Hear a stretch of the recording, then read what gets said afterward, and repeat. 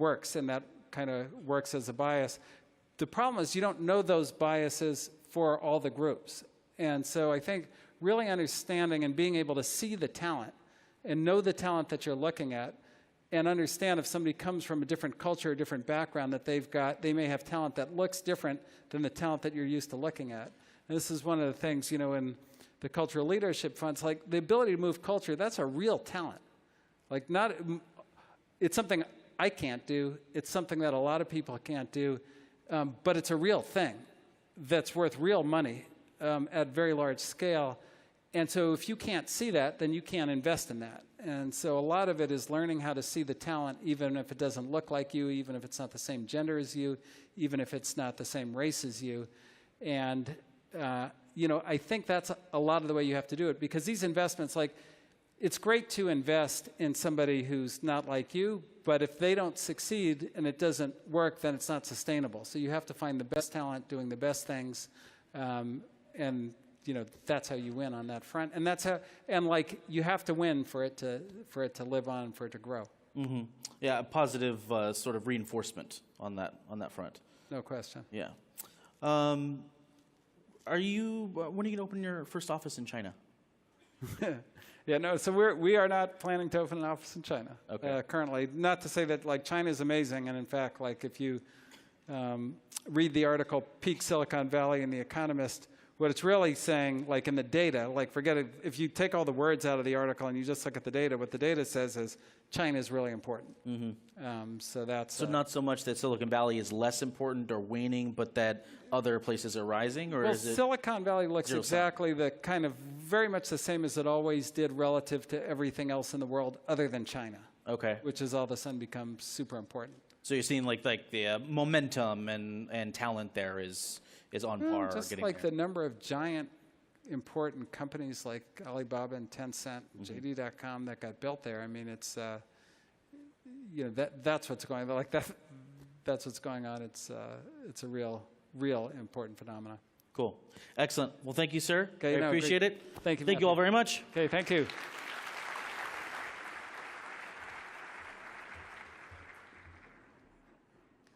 Okay, we still have more in store, but I was wondering if you guys could do me a favor. So here's the thing. This show is a 3-day conference, but like I have to get here like 25 weeks ago for all of the prep, and my girlfriend really misses me, so I was hoping we could take a selfie together, if that's cool. Yeah? So much excitement. Again, you guys are the best. Okay, so I'm going to hold this up. Everybody smile.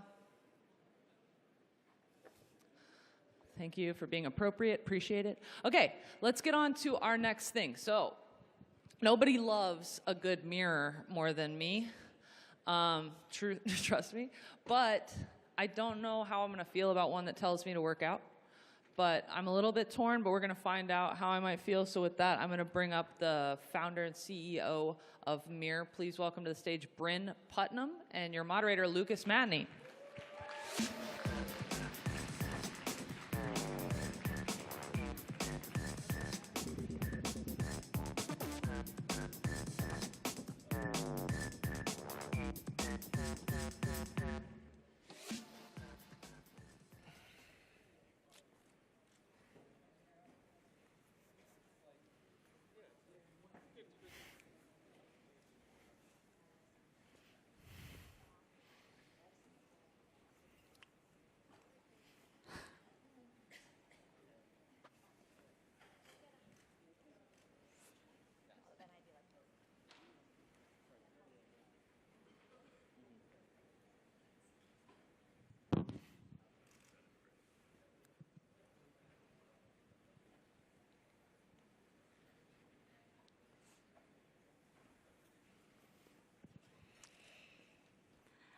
What do you see when you look in the mirror? A chance to grow stronger, an opportunity to push yourself, room to beat your best. Hi, I'm Bryn Putnam, the founder and CEO of Mirror. Mirror is a nearly invisible, interactive home gym launching today. After more than a decade in the fitness space, I'm excited to introduce a health and wellness experience the world has never seen before. To set the stage, the US fitness market is $25 billion. 55 million Americans belong to a gym. Yet over 2/3 of people who exercise do some form of working out in home. The fastest growing segment of the market has been boutique fitness studios, where users are paying a premium to access higher quality classes, instruction, and experience. But bringing the studio experience in home is easier said than done. Anyone who's tried to work out with a YouTube video on their cell phone can probably relate. For the first time, Mir brings the essential components of a great studio workout: variety, personalization, and community to the most convenient place, your home. No matter who you are or where you are, you can work out with world-class trainers. No crowded parking lots, no wait lists, just your home, your Mir, and you. Let's check out the Mir in action.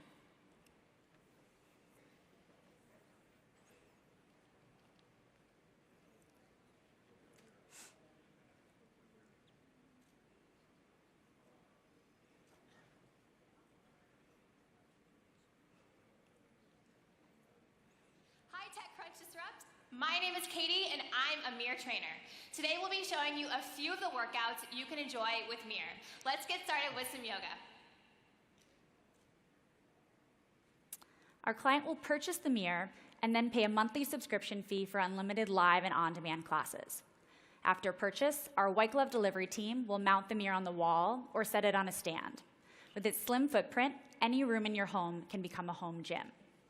Then control your Mir using our companion app, which allows you to browse for classes and adjust every element of your experience. Music is a central element of an immersive workout. Mir features embedded speakers and the ability to sync a Bluetooth audio device. Then choose from one of our curated playlists or create one of your own. For the first time, choose your ideal workout content and your ideal music for a uniquely personalized experience.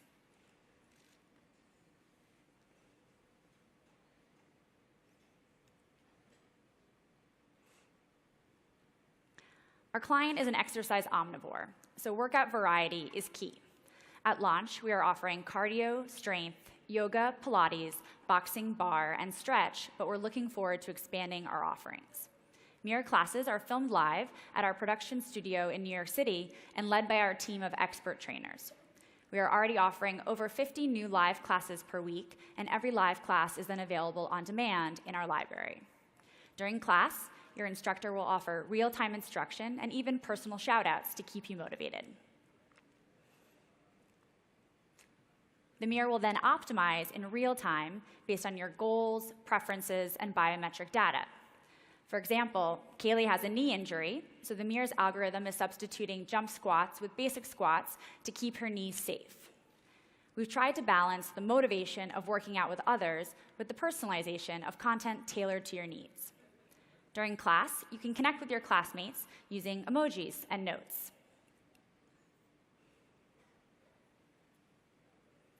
The Mir community is supportive and collaborative, but there's nothing wrong with a little healthy competition, especially if it's with yourself. Sync a Bluetooth heart rate monitor or Apple Watch to enable competition mode. Mir's proprietary algorithm then tracks your ability to hit, maintain, and recover from target heart rate zones. Try to hit your target or beat your personal best.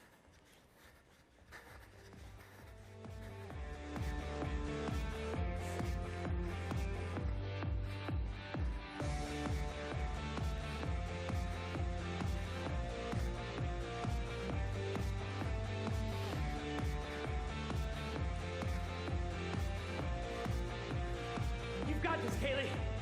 Give me 3, 2, 1, and done. You crushed it.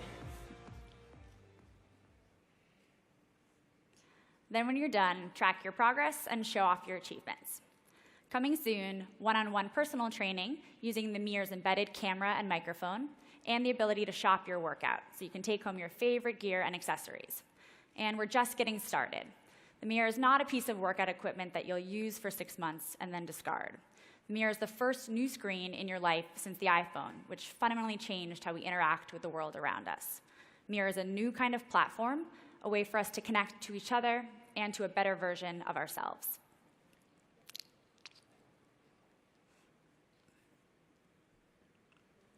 Cool. All right. Well, yes.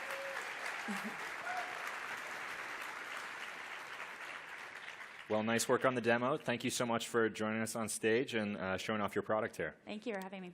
So when you're looking at this market, how do you, how do you make an expensive piece of equipment in somebody's home into something that's more than just, a workout DVD? Like where are the points in the interactivity that you really need to hit with a product like this? Yeah, I think the goal is to use data to enhance the human touch rather than to replace it. So we've focused on the elements of the experience that we feel are important to our client, which are variety, so lots of different classes, fresh daily, personalization, classes that are adjusting in real time based on your body, your goals, your preferences, and then the community. So the ability to connect to people who are working out at the same time, so you feel that support of others. Gotcha. And I was a little unclear on this. Is the camera monitoring anything while you're working out? Our camera is shut off during our group classes, and then we turn it on during our personal training. And what does it do then? It allows you to connect to your instructor, and Okay. so they can actually see your form and speak to you in real time. Gotcha. So, this is obviously a space that Peloton has really proven in a certain way, but a lot of those products, this and Tonal, like they're still pretty expensive. Like when you're looking at these startups, is it kind of difficult to see what the right pricing strategy is when all these companies are still relatively young? Yeah, I mean, I think the market now is millions or tens of millions, and then we're reaching a point where we'll be at tens of millions or hundreds of millions as hardware becomes cheaper, and we're able to sort of open the market to a wider audience. Okay. But our technology is very involved, and with that does come cost. Okay. And when you're talking about moving beyond fitness and talking about being the next iPhone in people's lives, like what does that actually mean? Yeah, I mean, I think our goal is to not be the next treadmill in your life. Our goal is to be the next screen in your home. And so with that, we have the ability to create personalized premium content across a wide range of verticals, with fitness being our first vertical. But our goal is to create a community where we can start to potentially offer other content down the line. Any verticals in mind, like early on, that you're looking at particularly? I think there's some natural extensions, physical therapy, beauty, fashion, education that make sense with the platform, but obviously in the very early stages. Okay. In building this product, like what were the biggest challenges that you felt like you had to tackle with it? Like, just is price the big issue? Like, what do you have to look at here specifically? I mean, we create custom hardware, proprietary software, and original content. So it's obviously a big undertaking to take on every element of the experience, but being able to own the end-to-end experience allows us to flex with our consumer needs. And so we're always offering the content and the experience that best fits our customer. Okay. Smart mirrors, I've seen them at CES every year, and they're different than this. But what made you decide to go with the smart mirror form factor for an exercise product? Like, I think, your competitors, they're shipping exercise equipment with the equipment, but this is largely relying on people not using equipment with the equipment they're buying. Yeah, I mean, I think for context, I grew up as a professional dancer and then opened a chain of fitness studios that have been around for the past 8 years, and have always grown up training in front of a mirror and understood sort of the value that the visual feedback gives you, and the motivation of seeing yourself really working hard. And when we were trying to figure out sort of how to bring the studio experience in home, we took a poll of our clients at the studios, and they said the best thing we had done all year was put more mirrors into our gyms. Okay. And sort of had the realization that the mirror is really the perfect platform for interactive, immersive experiences. So you have your phone for informational content, your TV for entertainment, and then you have your mirror for experiences. Going into your background a little bit, how did you get to creating this product? Yeah, so This company. Yeah, I have spent my entire career in the fitness space.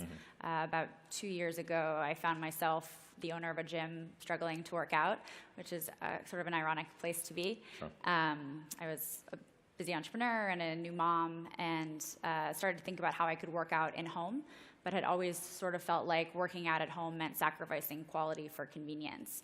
I didn't want to put a large piece of equipment into my living room. I felt like DVDs, the content was stale, and you were always trying to absorb the information on a small screen, and then had sort of the aha moment with the mirror and felt like we could create something really special. When so much of the business is focused on the subscription, was there any temptation to just kind of eschew having a big upfront cost with the mirror?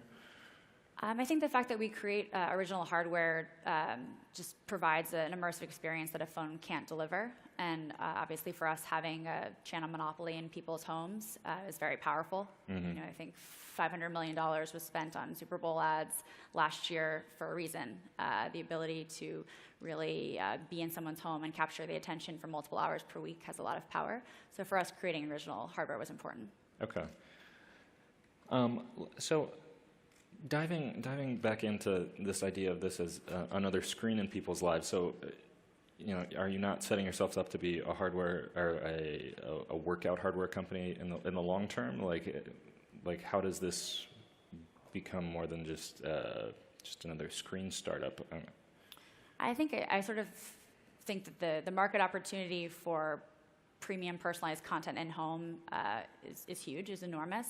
And I sort of think of the market as being divided into two groups, sort of the smart fitness equipment, where you're looking at things you've seen before, so treadmills, bikes, weight machines, often with a screen attached. And then I feel that we're creating a new category, and the new category is one in which we're creating a workout agnostic, content agnostic platform. So it's built for premium personalized interactive experiences, and what those experiences are will flex as our consumers tell us more. How do you think you can do you plan on trying to pull people away from getting gym memberships with this? No, I think we're a wonderful complement to the real life experiences that people are enjoying. But I think there are certain realities as people grow busier, move to the suburbs, start families, that make it more and more challenging to make it to a gym. And for those folks, Mirror is a great supplement or replacement. Are the social aspects going to be pretty key to building the network effects that are going to have multiple people having this in their homes? Like, do you want like friends working out with friends? Like, obviously that would be great, but like, what are the interactive elements that you have to build for those to come? Yeah, I mean, I think convenience is premium. So I think for our consumer, the ability to do the workout they want when they want to do it personalized for them is paramount to being able to gather a group of friends together to go to their yoga class. That being said, knowing that there are other people out there, part of the Mirror community, who are cheering them on, if it means sending a thumbs up emoji during class or seeing a familiar name in your 8 a.m. yoga class, I think that has a lot of power to keep you accountable for your plan. Okay, cool. All right, well, I want to congratulate you on erecting a wall on stage. I think that's the only wall we'll have. But thank you so much. Thanks Great so much. chatting with you. Appreciate it. Thanks.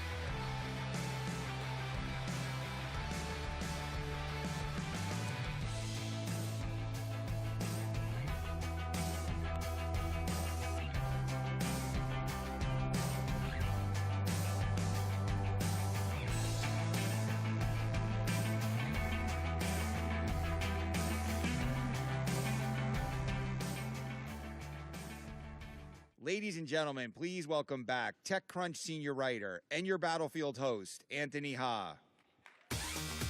Hello again. We are so close to being done with day 2 of Disrupt. All we have is a final session of the Startup Battlefield. These are the last startups you're going to see before we choose the finalists. There are going to be 5 companies and then a wild card company. Once again, they're going to get 6 minutes to present, 6 minutes of Q&A, and the finalists will be announced tonight and then come back tomorrow, and you will get to see the finals competition. That's all you need to know. Let's bring in our judges. First up, we have John Borthwick, founder and CEO at BetaWorks, where he's led company building and investment process since 2008. Previously, he was a senior executive at Time Warner, Photolog, AOL, and elsewhere. Next, we have Julie Grant, partner at Canaan Partners, where she leads investments in biopharma and digital health. She also serves on the board of the Biden Cancer Initiative. Next, we have Daniel Gross. He's the head of artificial intelligence at Y Combinator. He was the founder of Q, which was acquired by Apple in 2013. This year, he founded Pioneer, a search engine for creative people. Next, we have Susan Line. She's president and partner at BBG Ventures. She was the CEO of Martha Stewart Living Omnimedia, also the CEO, then chair of Gilt.com, and she led AOL Brand Group, which includes TechCrunch. Next, we have Rebecca Lin. She's co-founder and general partner at Canvas Ventures, where she focuses on early-stage investments in AI, fintech, digital health, SaaS, and mobile. And last but not least, we have Lo Tony, founding managing partner at Plexo Capital, which was incubated and spun out from GV. Before Plexo and GV, he was a partner at Comcast Ventures. So let's give it up for our judges. I'm not clapping for... I'll clap. Okay, let's bring out our first startup. That startup is Unbound. Presenting for Unbound are Polly Rodriguez and Julia Lopez.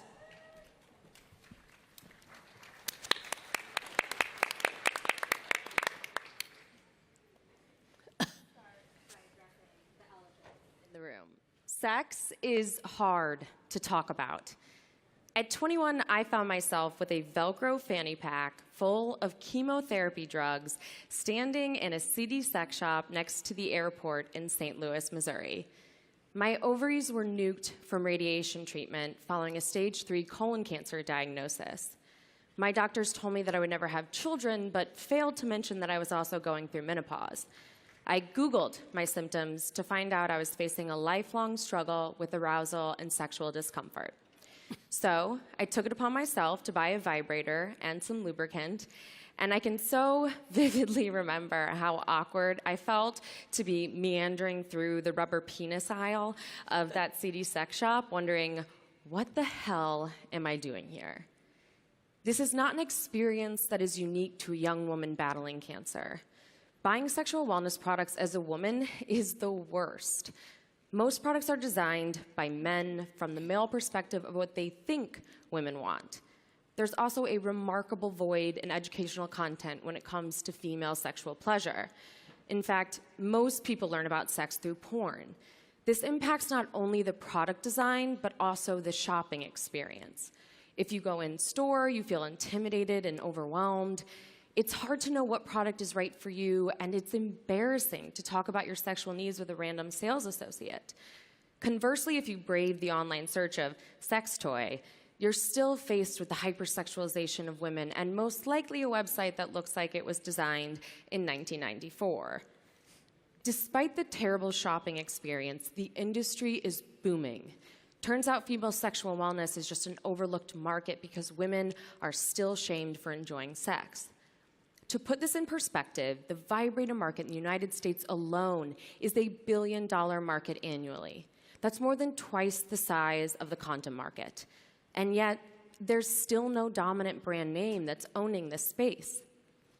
Until now. Meet Unbound, the rebellious brand bringing sexual wellness mainstream by designing next-generation products at half of the price.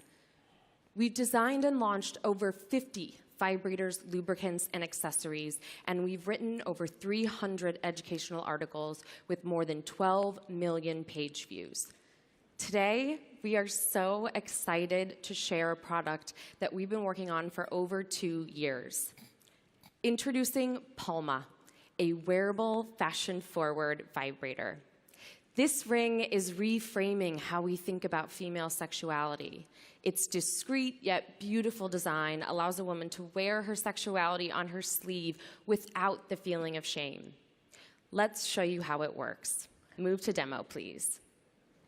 You see, 40% of women report chronic difficulty achieving orgasm, which makes sense because studies show that 70% of women need clitoral stimulation in order to orgasm. This doesn't happen during regular penetrative sex. This ring is closing that orgasm gap. As you can see here, Julia is cycling through the 3 intensity settings. But what makes Palma truly special is the patent-pending built-in accelerometer, which allows the user to customize the vibration pattern simply by tapping the surface of the ring. Back to presentation, please. Palma is the first product to market with this patent-pending built-in accelerometer, which is what allows for the customized experience with the ring. When we take a step back and look at the company behind this product, Unbound's revenues accelerated from $550,000 to $2.4 million last year, and this year we're on track to do $4 million in sales. Almost all of that growth has been organic, with a customer acquisition cost below $3, over 75,000 email subscribers, and more than 50,000 Instagram followers, none of which were paid for. When we look at the competition, Unbound stands out in several key ways. Competitors such as Amazon and Adam and Eve sell tens of thousands of products in this category, but almost all of them contain carcinogens because vibrators are not regulated by the FDA.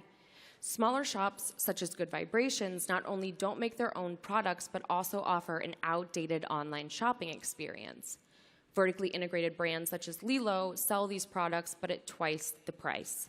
Unbound is the only affordable online destination that offers educational content to guide a woman to finding the right body-safe product for her. Unbound's direct-to-consumer business model not only allows a woman to shop from the comfort of her home, but it also cuts out distributors who take 40% of the margin. Today, Unbound acquires its customers through PR, partnerships, Instagram, and opportunistic wholesale such as Goop and Urban Outfitters. But what truly differentiates Unbound is the world-class talent of our team. These 8 badass women are an anomaly to the adult industry.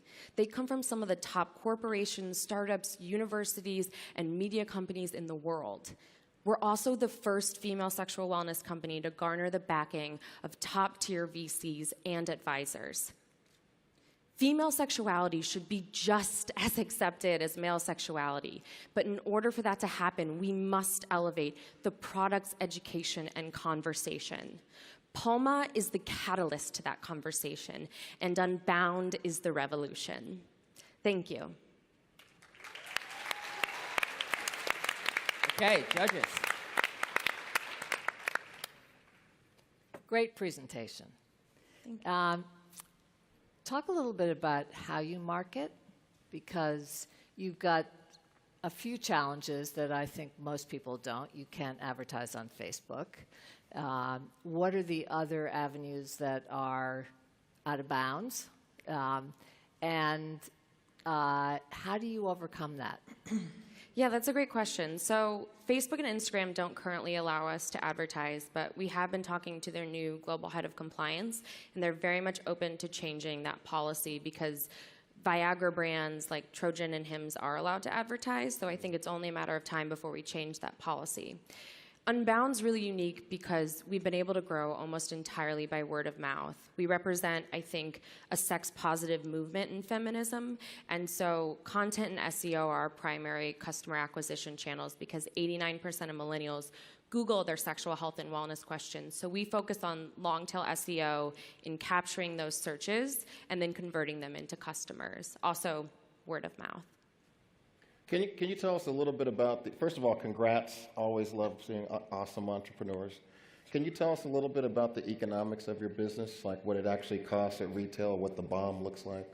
Absolutely. So We found that the sweet spot for the retail price is anywhere from $35 to $99. The Palma ring retails for $98. Today, on average, we have margins of 65 to 70%, but those are only trending upwards as with economies of scale and we grow, we're able to have even better unit economics. And sorry, this is loud. How many competitors are there right now? Because I have seen a couple others that have like AI vibrators and things like that out of Berkeley. So the competitive list, I think the market's huge, but what else are you seeing? I think that there are a lot of people that are making strong individual products, but Unbound is really focused on, I mean, today we have over 50 products that we've made, and within the next year, that'll probably be closer to 75. So we're really focused on being the one-stop shop for both education and content, as well as a full product set that customers can choose from. A lot of those companies have 1 to 2 products, so their LTV tends to be a bit higher than ours, which we see as $185 within the first 12 to 16 months. Very impressive. Can you speak a little bit about the decision to have Palma as a wearable that you would wear in public versus your product line that could be used in private? Yeah, I think that's a great question. So for us, we made a fashion-forward line of accessories, so like bangle bracelets that transform into handcuffs, a ring that you can also use for massage, and it was overwhelmingly popular. We also have our best-selling vibrator Squish, which has haptic technology built into it, so the harder you squeeze it, the harder it vibrates. So we took the customer feedback, which was these 2 variables, and married them into this product. And we found that millennial women, who are our target demographic, really want to wear their values on their sleeve. And so it's kind of a wink and a nod for women who know what it is, but it's also just very symbolic for our customer. Thank you. Is it sold right now, Palma? It is not sold. It just launched today. And it's on pre-sale, but it'll hit markets in early 2019. And just so I understand the business, the 50 or so products that you have at Unbound and the content that you're creating there, it's basically the 2.4 million is content and commerce, or how is that balance between on the revenue side? Yeah, so our content is really focused on educating the consumer.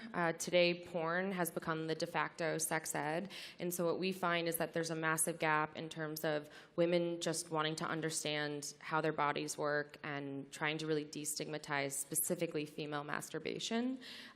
So the content is really a gateway for people to become informed, and then the products are how we make money. But today we have a community of over 150,000 women that follow us on social media, subscribe to our content, and buy from us directly online. Awesome. Can we see the product? Yeah. The Palma?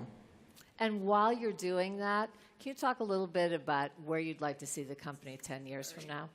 I believe that there should be a household brand name in the same way that if you were to ask anybody in this audience a condom brand, they could probably name Trojan or Magnum, and there should be the equivalent of that for women.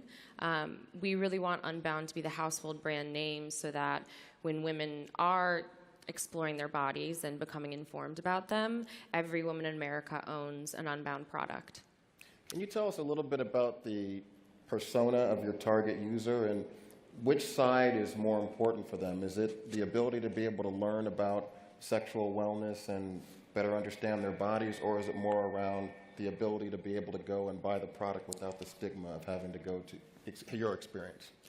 I don't see them as mutually exclusive. I think that we often capture customers who are turning to Google to answer their questions, and then they see the products and that they're not phallic or they're not intimidating, and we don't have women in 4-inch high heels and lingerie and a full face of makeup on our website because women don't find that relatable. And so I think then they realize that this is a product category that maybe previously they had shut themselves off to. I mean, I know I did, but now feel that it's an approachable product category for them as well. All right, we are out of time. So one more round of applause for Unbound. Thank you. Great work, guys. To the left. Thank you. Okay, let's bring out our next startup. That is Great job. Crossing Minds. Presenting for Crossing Minds are Alexandra Robiquet and Emile Cantal. Come on out. Hi. We're all familiar with this screen, right? Did you know that in average, users spend 19 minutes every single time he's trying to find something to watch? 19 minutes, and we are 300 million viewers. That means that every year, we are all wasting 5 billion hours. 5 billion hours. And I'm not even talking about music, video game, restaurant, just something to watch. So we are using recommender platform, right? But what is wrong with them? Well, first, there's the problem of choice overload, meaning all those platforms project way too many content. Your brain freezes. 2, their approacher bias. Facebook and Google are advertising platform. They're biased. Netflix move away from 5 stars to thumbs up, thumbs down, because it doesn't really matter if you love or like something. What matters is what is the most popular item in the database. So of course we accumulate platform. 6 in average per person. Goodreads for books, Netflix for movies, Spotify for music, and none of those communicate with one another. You don't think that your taste in book might impact your taste in movie or music, and vice versa? But even if we solve all those problems, there is still out there not a single platform that can give you a group recommendation. I bet that everyone in this room faced that question of, what do you want to eat? Or what do you want to watch tonight, right? How many hours have you spent on that? Way too many. Machine learning should be used to help the users in those cases, not only the companies making profit. And this is why we created Hi. My name is Alexander Robiquet. Dr. Emile Contal, Professor Sebastian Thrun, and myself co-founded Crossing Minds, a tech startup that is here to build the best recommender system. And today at TechCrunch, we're launching our beta, Hi, the first pure cross-domain recommendation engine. Cross-domain because it delivers recommendation for movie, music, book, TV shows, but also cross-platform, because what you're using matters. If you're having a PS4, Spotify, Netflix, Hulu, you name it, you sync it, your data is completely private and secure. This is powered by the best algorithms in deep learning, and we are not an advertising platform nor a content provider, so our incentives are aligned with the users. And finally, we're very, very proud today to present the first group recommendation engines ever deployed. But let's move to the demo, please. So as you can see, we're going to enter my Hi, so my hub for all my tastes, likes, and dislikes, and give me recommendations. And we're going to ask for a recommendation for movies today. So I'm here, and I'm with Emile. So we're going to sync our taste and receive a recommendation together. As you can see, all the movies are fine-tuned for the two of us. But now, let's say that I'm using Netflix and HBO Go. Then right away, all the movies are filtered for those platforms. If I click on one item, Watch Now, it opens on my Netflix, simply. And that works for anything. Video games, music, books, all your cultural taste in one single place. Let's move back to the slide. So how does that work? Well, Crossing Minds algorithms are based on 3 main pillars. Deep collaborative filtering, to understand the taste of the user across many domains. Semantic graph embedding, to make sense of the tags, the actors, all the metadata, and find the hidden correlation between items. And deep content extraction, to understand really why you love this item. So the first time we tried this algorithm, we brought the state-of-the-art of recommendation from 75% of accuracy to 92% of accuracy in predicting someone's taste across 80,000 people. So now the next question will be, how do you make money, right? Because Hi is free, bias-free, ad-free. Well, as our algorithm serves and understands the user taste, they're also finding the correlation between different items, which is then fed into an API integration service that is provided as a solution for enterprise. If you want to increase your retention, understand better your user, solve the cold start problem, we're here. Last year, Netflix said that their recommendation engine made them save $1 billion. How much do you think we can make you save if we do that much better and across 6 domains? So of course, many people have tried to do so, or Facebook and Google or advertising platform. But the other is always interesting to see how they tackle the problem, either without a B2C to train their algorithms, or a B2B to block them to go to advertising.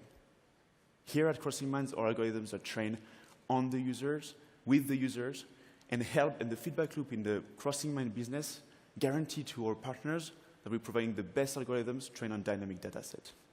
And if we're so proud about the tech, it's because of our team. As you can see, we're all from academia. 6 years, each of us, writing papers in machine learning, deep learning, and human behavior prediction. And if we're here today, it's because we believe that those algorithms should not be kept in the depth of academia, nor only for company, but should be used to build the best product for the users. So if you're a company who want to increase the retention in your sale, well, just reach out. And if you're tired of wasting 19 minutes every single time you want to watch a movie, well, just sign up on Azure.ai. Thank you. Okay, who has questions? Yeah. How long does it take to train Hi on my own personal taste? So we build the backend infrastructure from scratch so that everything is optimized. Actually, we can retrain the user model on real time. So it's virtually 1 second, even less. In terms, though, of getting the data, like in terms of understanding and watching my patterns and getting it right, because I think consumers are a little fickle, and it has to work quickly, right? Absolutely. And you have to get the data to run through the model to understand what I want. So how long does that take? So when we test more than 1,080 people, it takes less than 2 minutes because we have a team of designers that worked at Ubisoft and DNA and Sony, and we gamified the experience in such a way that in less than, I think it was 2 to 5 minutes, we have 100 ratings, and that's enough. How do you get the feed of what I've watched from Netflix and Spotify? So we don't look at that because there's no API integration between Netflix and that. We are mostly allowing you to train your algorithms. And so you ask me what types of things I like? Mm-hmm. There's an explicit feedback in addition to different platforms that are synced. So for Spotify, for example, you can log in with Spotify, and our backend will fetch all your previous history if you allow that. But Spotify, I don't think, gives you play count for every song. So you don't know that I repeatedly play the Smashing Pumpkins as opposed to like Blink-182 that I played once, right? So I'm more broadly wondering, how do you handle this problem of kind of getting my current activity data from everyone? So Spotify actually does that on the short term of the past. Yeah. We won't have the full history. Yeah. But on the last months, we know what you are listening. Right. Okay, so I guess another question I have is, what do you guys use to model your taxonomy? Because every one of these services has their own kind of modeling. And, you know, a song in Spotify could be modeled different than a song in iTunes. So what are you doing internally? So that's why we use deep learning, and we mentioned a deep content extraction. So meaning that every single item has an embedding which is completely learned by the deep learning architecture. It could be a music, could be a song, could be an actor from a movie. We learned that from scratch. And then how do you figure out they're the same? Like, how do you figure out that IMDb's actor is the same actor as Netflix's actor? This is why we spent the last, I think Emile and I have been working on this algorithm for 4 years, this company for 1.5 years, and the backend itself for 2.5 years, 3 years. But that was a massive challenge that we had to, when we started building this company, we had to build, as Emile said, all the backend from scratch, but also rewrite some libraries of Theano, if you're familiar with the different things. So that was like a tremendous amount of work to especially tackle this problem of matching data. How do you avoid ultimately limiting my field of view? So what you see with a lot of like recommendation engines is that over time you start getting more and more things that are very like what you've seen before, and your world gets limited. So how do you avoid that? How do you keep showing me things that will open my mind, will excite me because they're new? So there is 2 answers for that, one for the product and one for the tech. For the product, we're allowing the user to define if they're more in an explorative mood or exploitation mood, which is 2 aspects of the algorithms. This is something that we can fine-tune and that we're actually working also on a different component that we're having on the tech. And on the technical side, that's actually very close to my PhD, which is optimization over time. So you actually have those 2 components, exploration, exploitation, and you want to fine-tune that so that the user always have something that they like, but you don't fall into what we call local minima. An additional feature that we're developing currently is the context, meaning that regarding the time of the day or the person that you're with or even other elements that define your life, we might assess in what kind of mood you are. If you're having a terrible day, we're definitely not going to explore something like we're going to give you something that you're comfortable with or something that might answer those needs at this moment. Yeah, I have a couple of questions. One is, how do you get to the point where you've amassed enough data to be able to actually have some meaningful results at the enterprise scale level? Because you mentioned helping enterprises get over the cold start problem. So how much data is required for that? And then the second question is, talked a little bit about the experience for the consumer once they get to you, right? The gamification that will make it fun and engaging for them to input their data. But how do you get over the cold start problem of actually getting folks to the top of the funnel so you can even start that process? So I will answer the first question, the technical one. The cold start problem, we solve it using the metadata. So for movies, it's actors, directors. We also look at the actual posture. We look at the synopsis using natural language processing. All of that, you don't need any explicit or implicit feedback to be able to do any recommendation, because you know that the user likes the movie where there is this actor or when the poster looks like that. Anything like that is very accessible using In addition to that, when we talk to different businesses, we're discussing actually three main big pilots with, big corporates. They usually have a huge amount of data themselves that they don't really know what to do with. It's a mix of explicit and implicit feedback, meaning either user say that they really love something or that you define they love something because they're stuck on it for 5 minutes. So most of the work here is actually to start to understanding what is relevant for the neural networks or the different algorithms and filter that to then not even using our data, just like helping with their different complexities. All right, give it up for Crossing Minds and Hi. All right, let's bring out our next startup, Mira. Presenting from Mira are Sylvia Kong and Zhen Yang.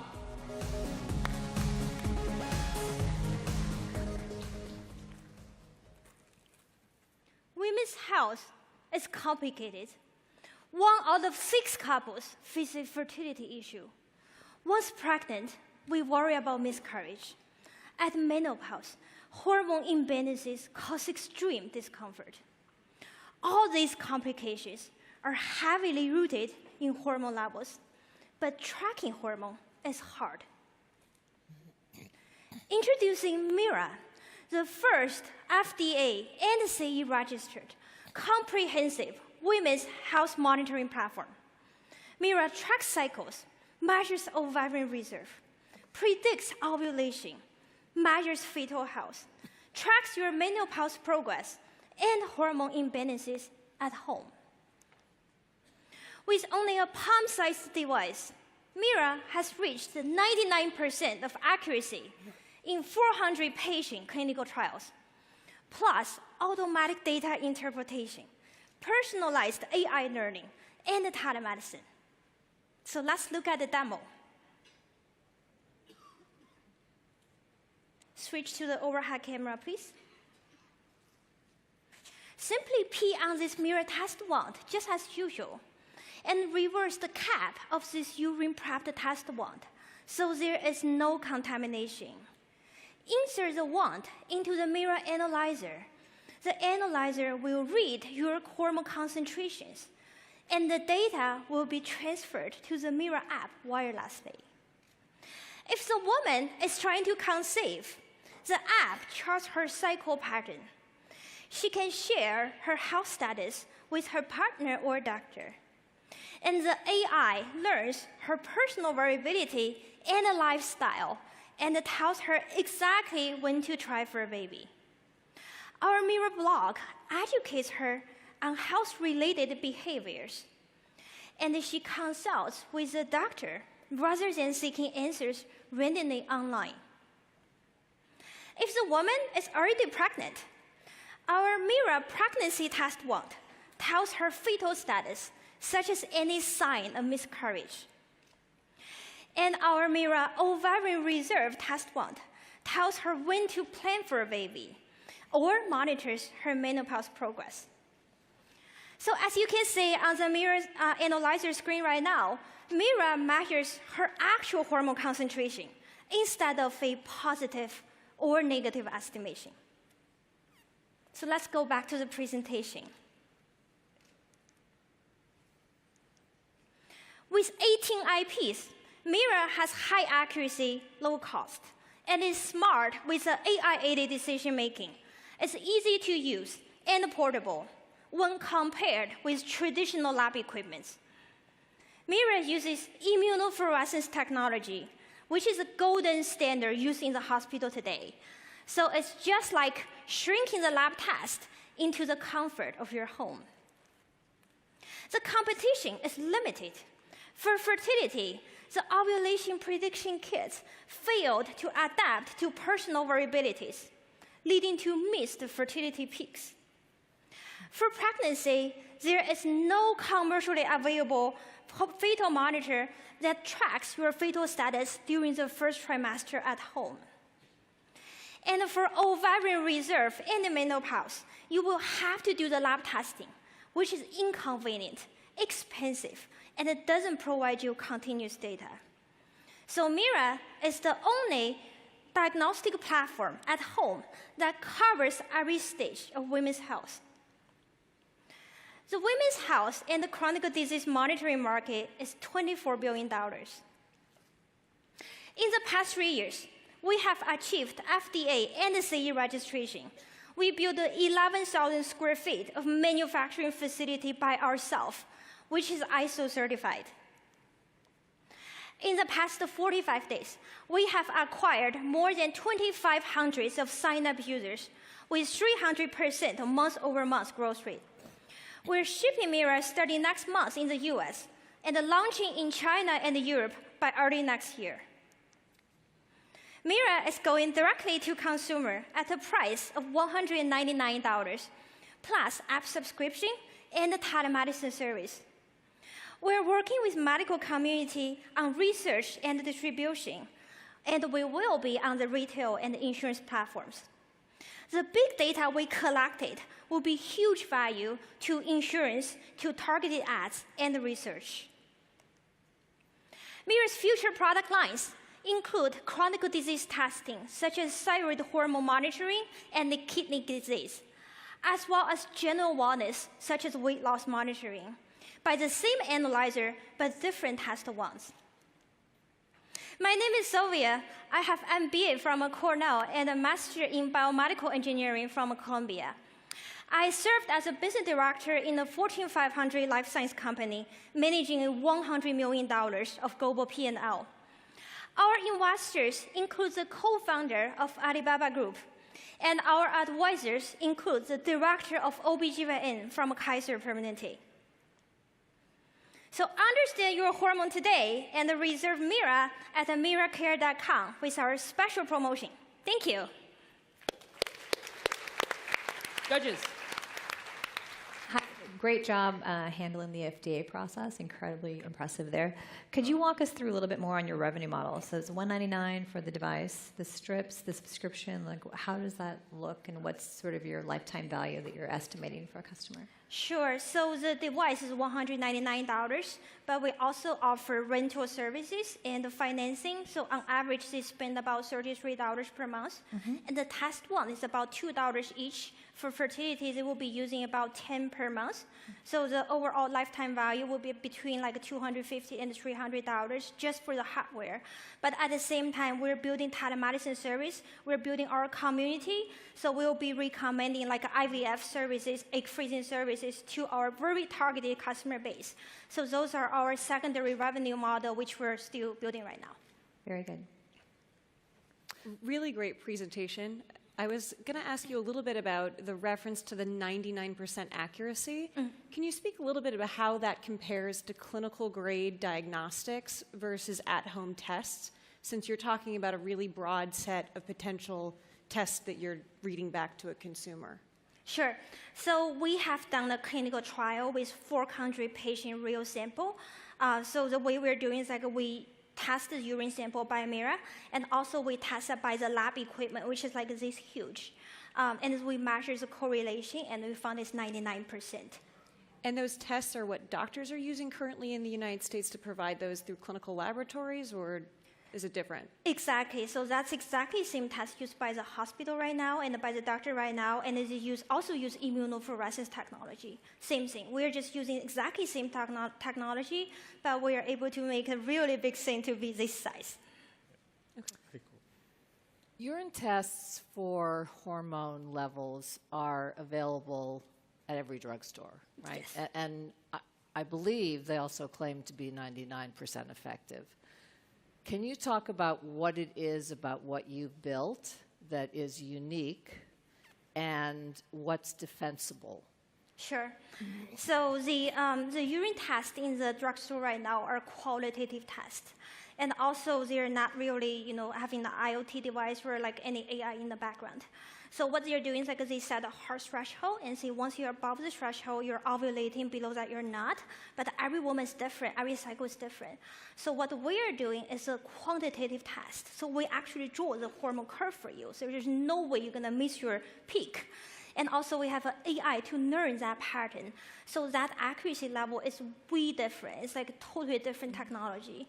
And at the same time, we're a platform. This is just the radar, so we can do all the later pregnancy tests, like ovarian reserve test, and the OPK you really won't be able to do. And we have 18 IPs to protect this technology. And also the regulation is pretty, it takes time to do. So we believe that's where you're going to create a defensibility for this product. Could you talk a little bit about two things, the IP and also the separate different wands, and why different wands, and how I as a consumer would, how many do I need, and so on? Sure. Let's start with the IP, please. Yeah, so we have 18 IPs. So those IPs covers everything, majorly in 3 parts. So one is the hardware design, another one is the test wand, and the third one is like information management, like, for example, standard curve and normalization when the user tests that to further increase the accuracy. And what's the second question? The wands. Oh yeah, so the wands is really designed by application. We started from more like a consumer-focused angle.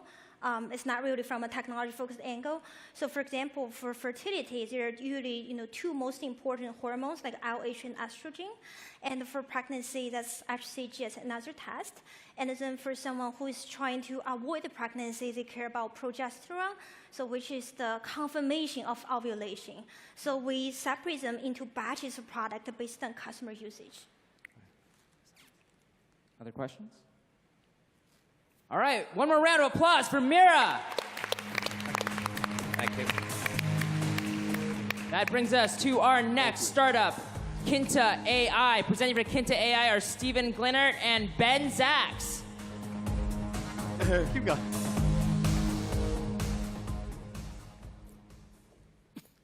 Actually, it's Rob here today. Hi, Rob. Hey, Rob. Kinta AI does production planning for manufacturers. When Rob and I began this company, we were working with manufacturers out in Asia. And we would go out there and we'd hear the same story over and over again. And someone says, well, I have a contract with someone who I supply something to, right? I supply devices to this guy. And if I don't get my product on the dock the day I need to, that contract halves in value. So you start backing out what that problem means. And that means he has to get that machine running the day he needs to get it out the door. It's all these sorts of complications and complexities. And so what we found was that manufacturers, big and small, want this. It's not just the small guys. It's not just Joe's House of Plastic Products. It's people who are as large as some of our clients. And simply what we're doing is we're using deep reinforcement learning and AI to make factories more efficient. And the way we're doing it is via production planning. Production planning is what machine should be making what product and at what minute, hour, and day. Right now, manufacturing is a fragmented software market. You have your SAPs, and they make some great stuff, but they make a CRM, really, for your factory. And then at the bottom, you have execution systems, right? They're going to tell your machines what to do. But nothing is really holding everything together. And more, you're going to need something to hold it together, right? Because robots don't make this problem easier. They make it harder. They add rigidity to your factory. So that's where we fit in. All right, our solution is simple. We have the data we need from you already.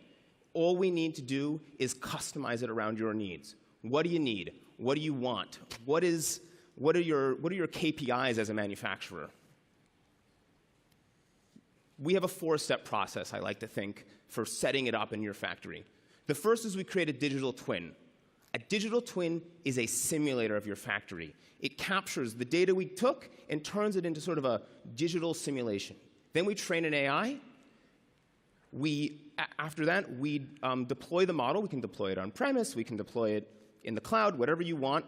And then you can use it. This is an active intelligence product. It is not something that you use once and then you don't set it and forget it.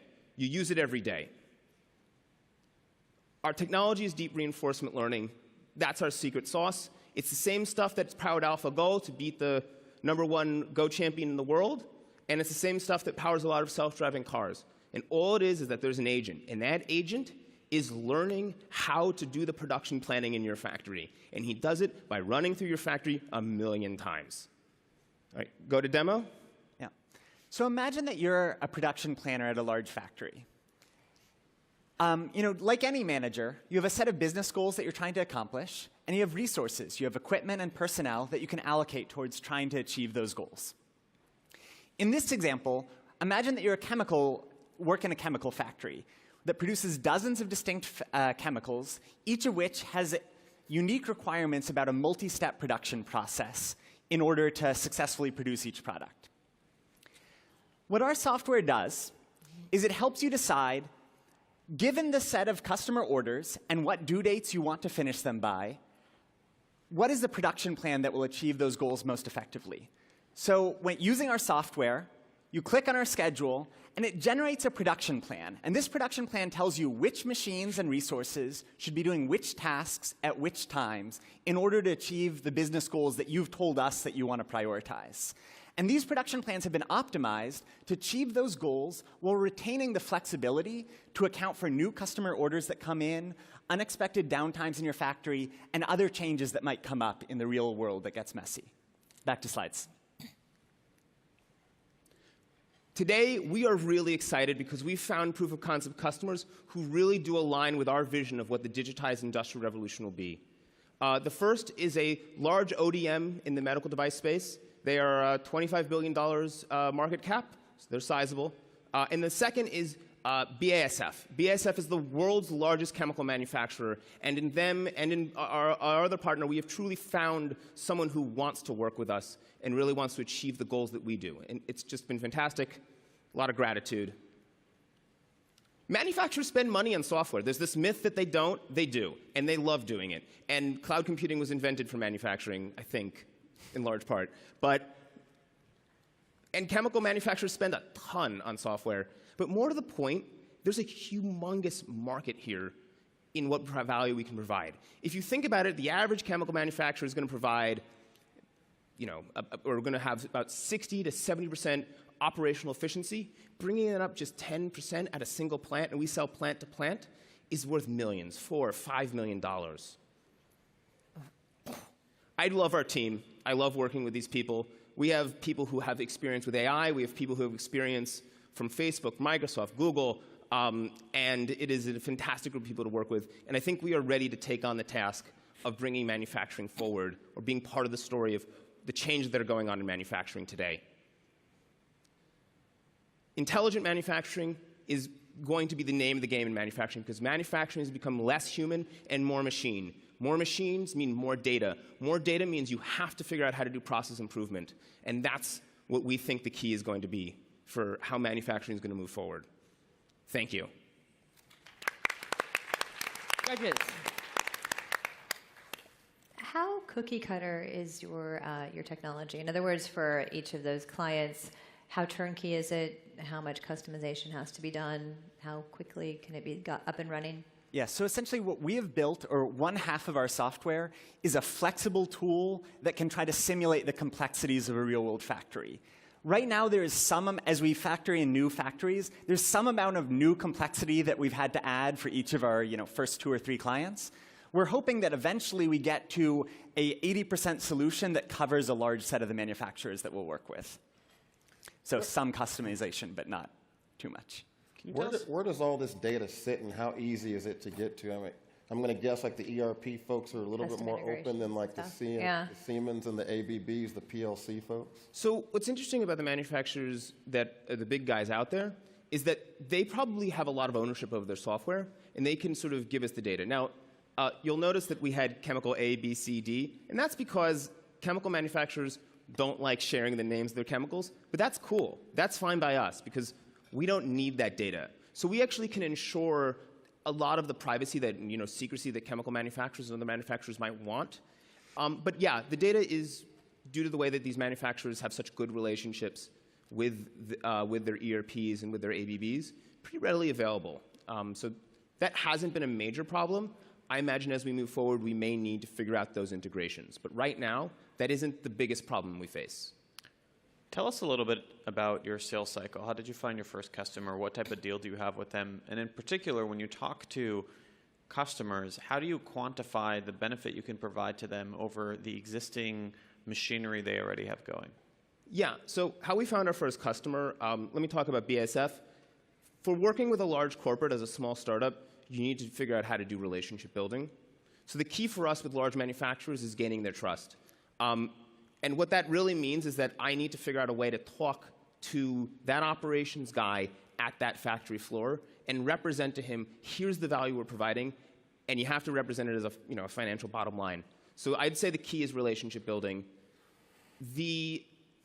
To the next question you asked, I think you can answer that one. Yeah, so I think in terms of quantifying exactly how much we can expect and how much to advertise up front versus how much someone tries our software and finds out for my factory how much will I yield, that's part of why we're excited about doing these two large pilots right now, because that'll give us a little bit better of a sense of how much to benchmark, which will help us with figuring out exactly what price point we want to be targeting. But I think a lot of these, even if we're not driving a huge amount of uptick in efficiency, though we think we will, at the very least, we're helping you not make mistakes. We're helping you make rapid choices. So a lot of factories right now, they have someone manually drag around cells in Excel when a new order comes in and they need to change something. And so at the very least, just being agile and having a solution that helps you find those faster, we think will drive a lot of value as well. So two quick questions. One, your two pilots were unpaid? Both of them will be either paid in a convertible note or paid in revenue. So there's a combo that we're doing with both of it, with Mystery Client and BASF. So we're starting those actually. That's the next couple months of my. So we are getting revenue. Yeah. But your plan will be some kind of SaaS model? Yes, yes. So we sell plant by plant. So BASF has, do not quote me on this, 300 plants or so, and we can sell to each of those individual plants for a separate SaaS contract. Now, what's nice actually is that a lot of BASF plants and plants all over the world are copy-pasted from each other. So you'll have a plant in Detroit, but they press copy and paste to a plant in Hamburg and a plant in Shanghai. And they're the same plant, which means that we can deploy, in one plant, prove value, and then get two for free. And I think that's the sort of the model we have. But yes, it is a SaaS. There's an installation fee and then a licensing fee. And we're going to figure out that value once we do these pilots, because we can say, what's 10% of the value that we brought to your plant. Okay, and my second question is, how hard is it to actually integrate your software into whatever else they've got? So right now, a lot of them are cagey about having our software directly control a machine.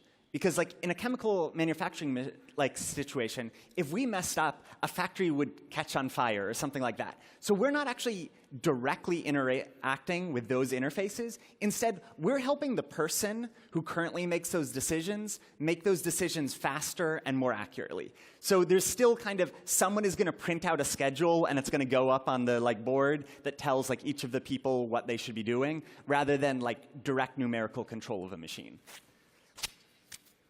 Final questions? It seems like you guys are really good at doing resource allocation, but it also seems like you picked a very hard market to penetrate.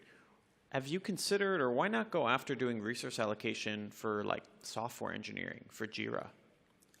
Because manufacturing is awesome. And no, I'm very serious. I think that when you look around Silicon Valley, not enough people are doing manufacturing, and not enough people are thinking about it, and there's a lot of money in it. And I think that it would be foolish not to go after the hard thing because it's hard. One other quick note in the 6 seconds I have is that one thing that we do need is you need to be able to tell us the rules of the game. And people and software engineers, it's much harder to predict, like, how many engineering hours will it take to add a new feature to Slack? That's sometimes harder for a manager to articulate, where it's much easier to say, how many hours will it take my rubber glove factory to produce blue rubber gloves? So that's kind of, that cleanness is what made us target that first. All right, let's hear it for Kinta AI. Next up, we have Wingly. Presenting for Wingly are Emmerich de Vizier and Bertrand Joab Cornu.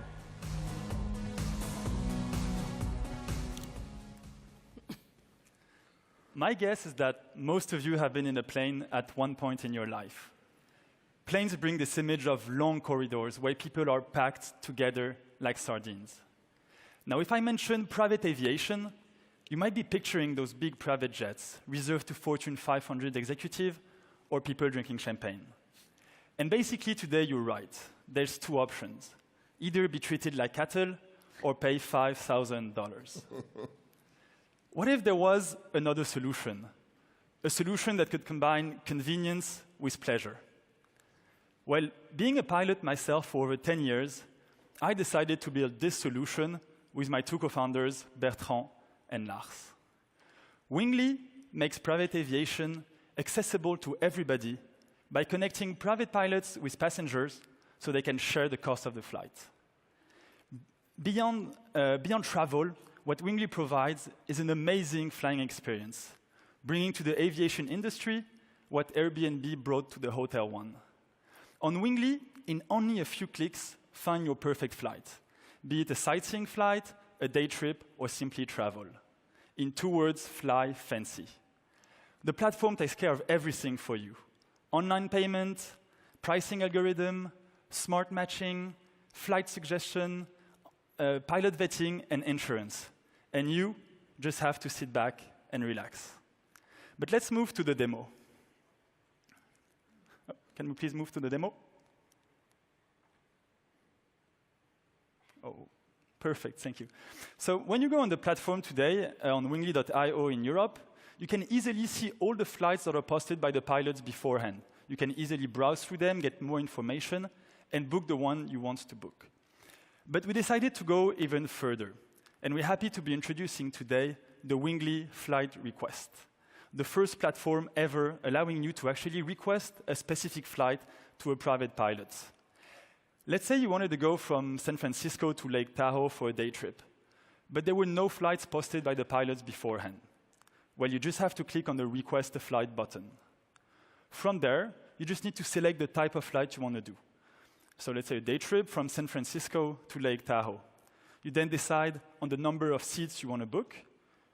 You enter some date specification. So as mentioned, we're going on a day trip, and we're kind of flexible on the dates.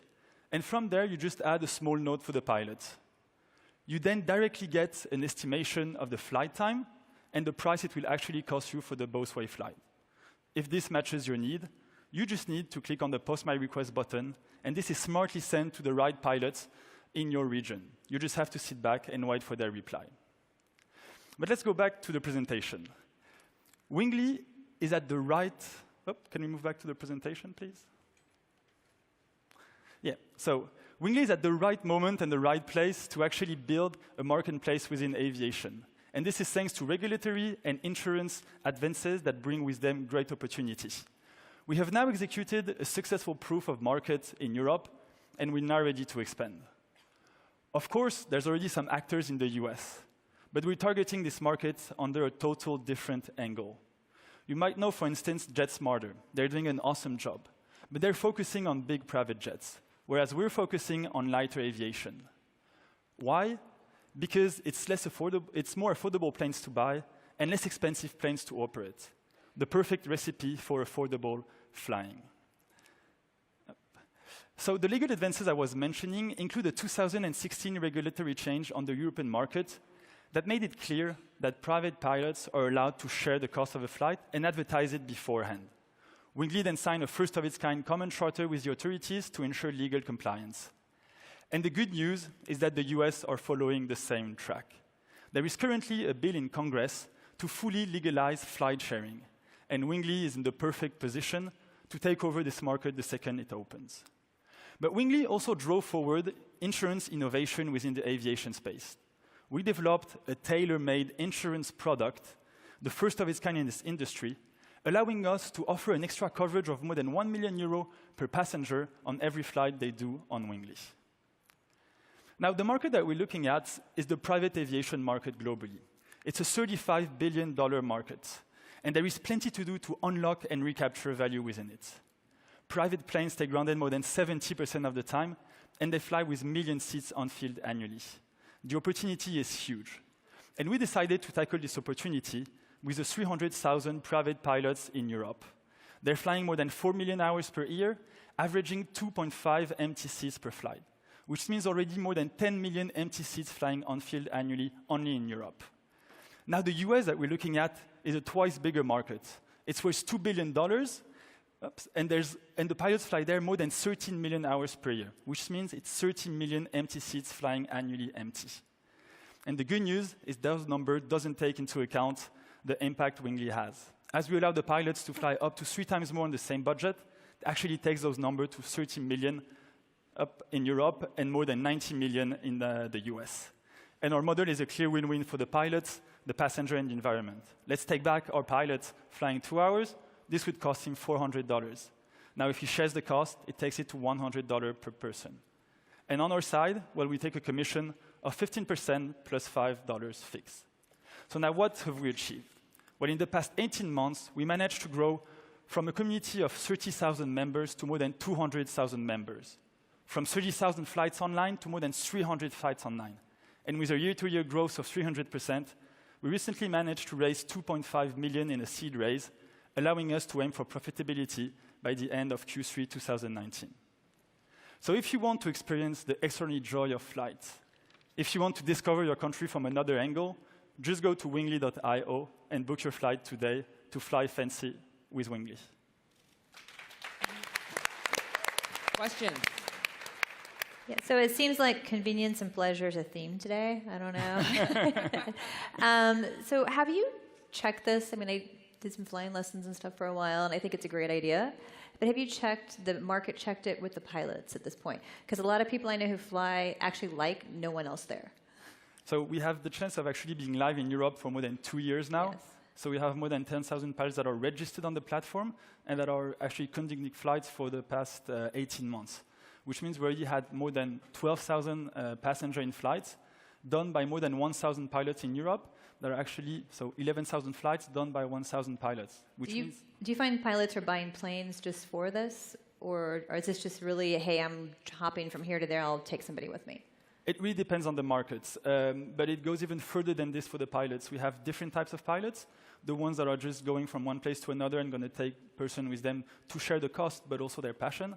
And then we also have plenty of passionate pilots that just want to fly as much as they can, but they're often restricted by the budget.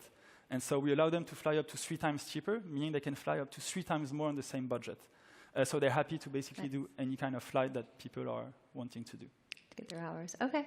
What fraction of your passengers in Europe are repeat routes? That is to say, I keep on booking that Tahoe trip.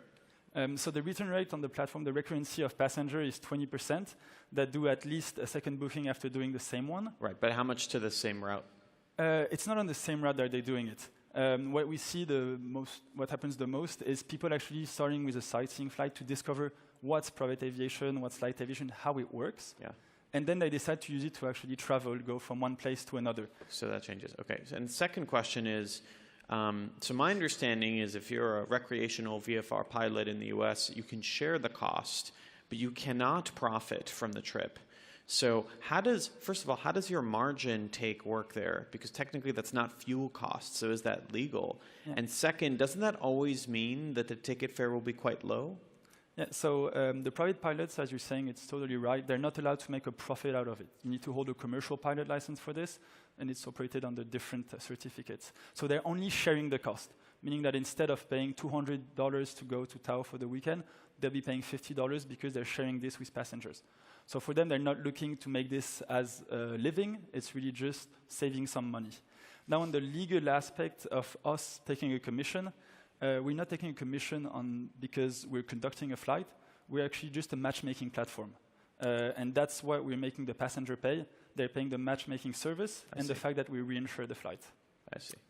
So how do I find out whether the pilot who is now saying they will take me to XYZ has flown 1,000 hours or has flown 3 hours? Is there a rating system? Is there some sense, you know, if I go on to Uber, I can find out that my driver has made, you know, 1,100 safe trips? That's a really good question. Or has cardiac issues or something like that. All right, that's exactly.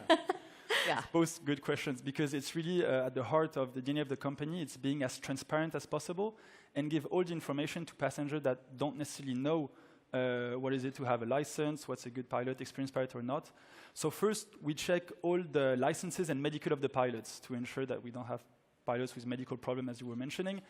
And then we also ask for all the logbook information, so their experience, the number of hours they've done globally, and the recent experience they have, because this is very important.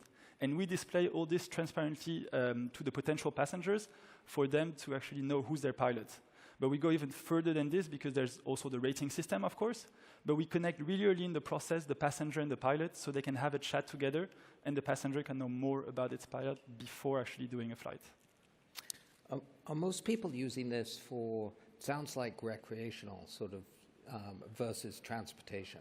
Yeah, so the use case today, the primary use case is more a leisure one. So people get actually, they go on the website and they discover what they can do, and it gives them ideas of trips they could take. And it's what we want to do today. It's really about educating the market that private aviation does not have to be reserved to an elite, but actually with light aviation, everybody could use it. And this is the two goals we have today with Wingy. It's educating the market towards the fact that private aviation can be accessible to everybody, and creating the biggest and the first community in digital community in private aviation. And on the hardware side, is the majority, what percentage of the hardware is owned by the pilot versus small little companies who are doing tours around a particular area, and you are now using this in order to get more customers?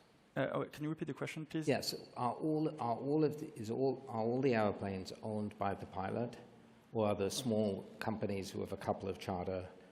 This really varies on the markets. Even in Europe, in France, 80% are renting the planes. If you go to the UK, they're more property-based.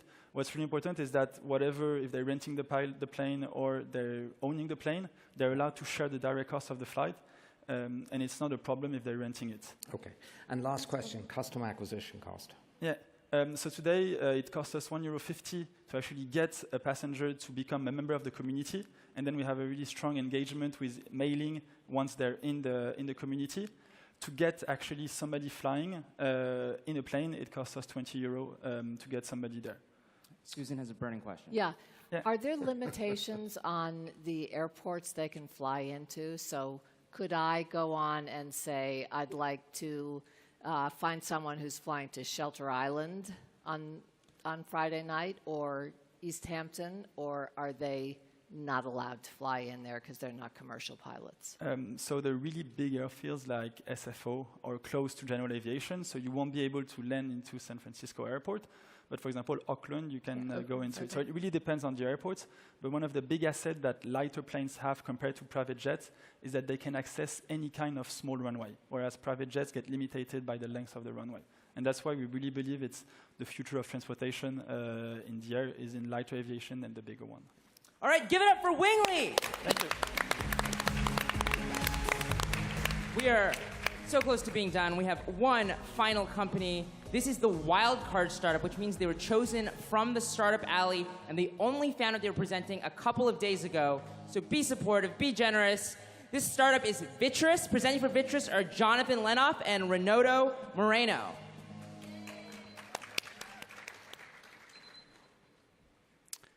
All 350,000 industrial facilities in the U.S. are required to inspect their infrastructure for safety, reliability, and profitability.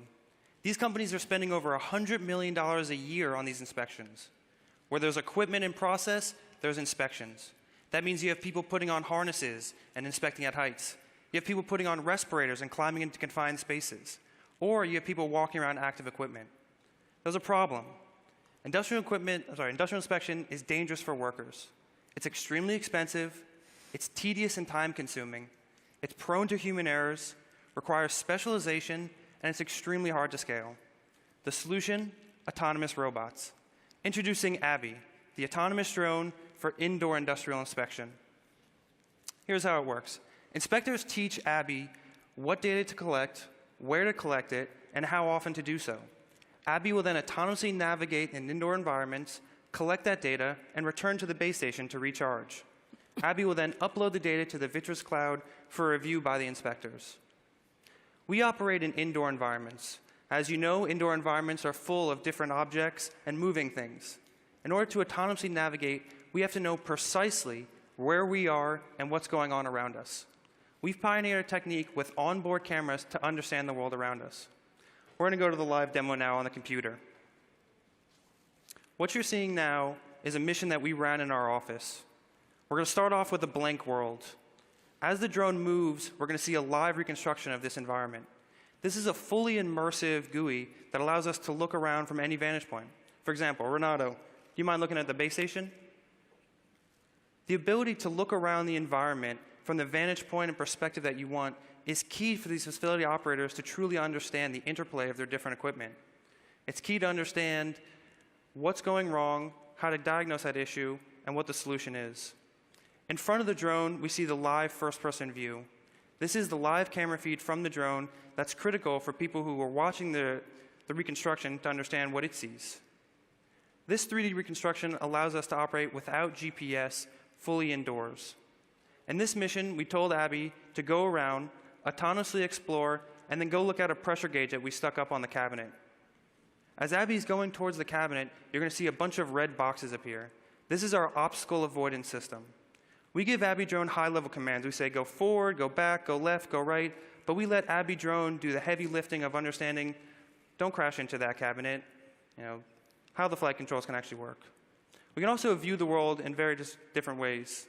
We can view the world with a geometry-centric view, so that colors and textures don't necessarily muddy up everything. When Abby Drone is done, it'll return to its base station to recharge. Here's what that looks like. Cue the hardware demo. This is Abby Drone. When it lands on the base station, it'll tell the base station, hey, I'm running out of batteries, I need to recharge.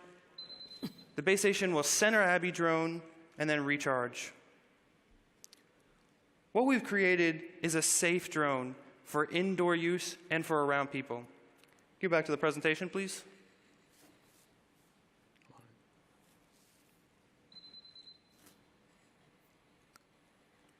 Perfect. Yes.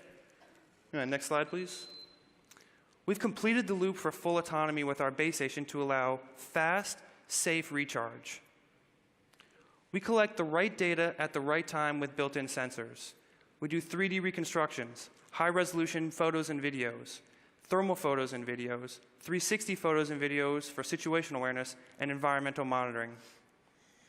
All that data collected is synced to the Vitris cloud and displayed in the form of automatically generated reports and the intuitive user GUI that you just saw. There are some competitive technologies out there, for example, manually operated robots like a DJI drone.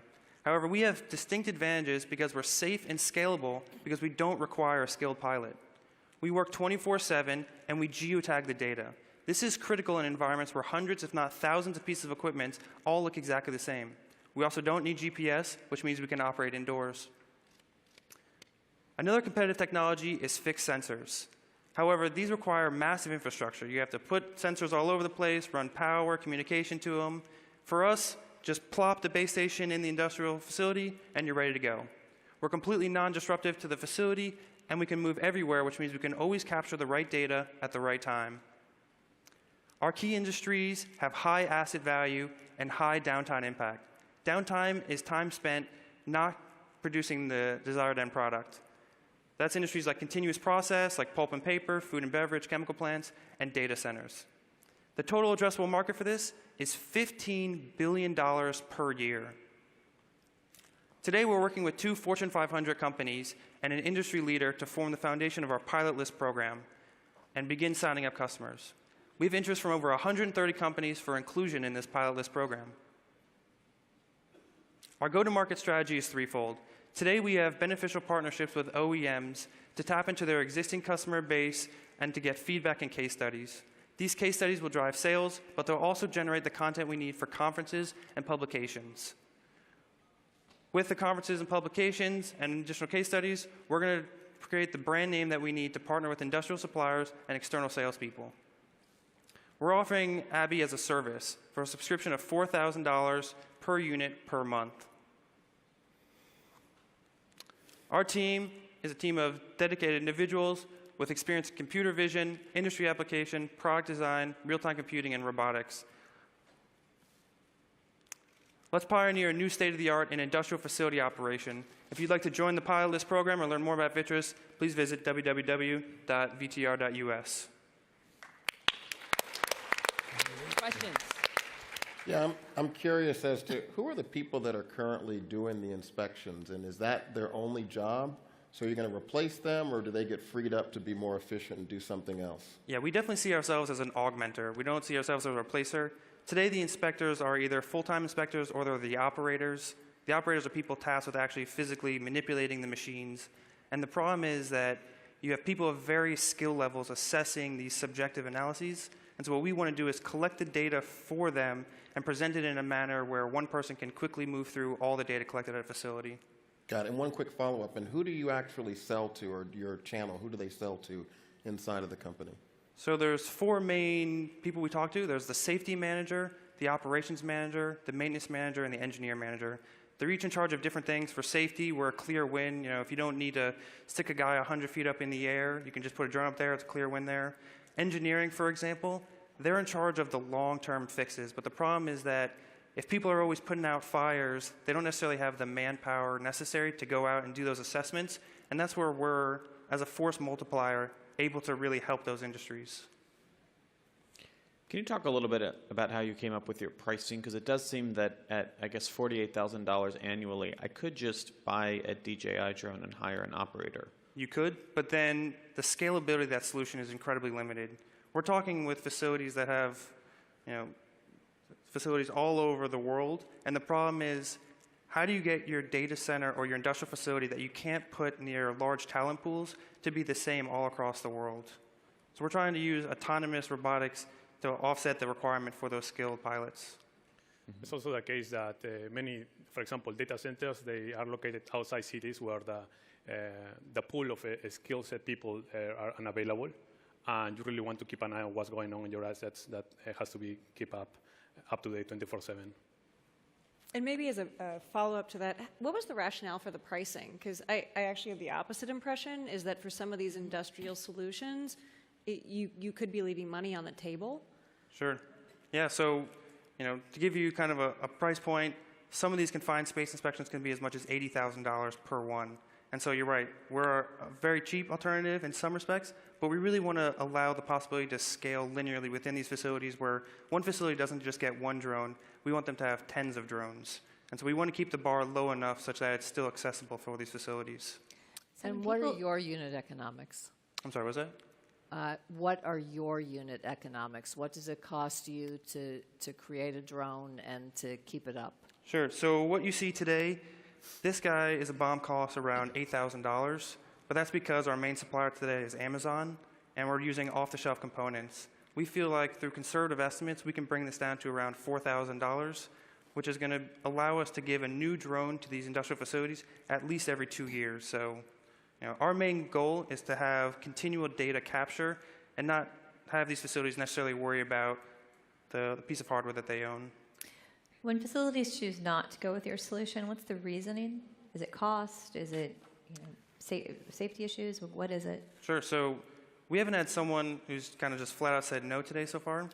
The advantage of being the first mover. They want a drone. You said you want one? No, I said they want a drone. So. Oh, yeah, they want a drone, exactly, yeah. Yeah, so the advantage of the first mover is that no one else is doing this, but the disadvantage is that we have a lot of education on our hands to teach people what an autonomous drone is, how it can interact in the facility, what does it mean to have this operating around workers.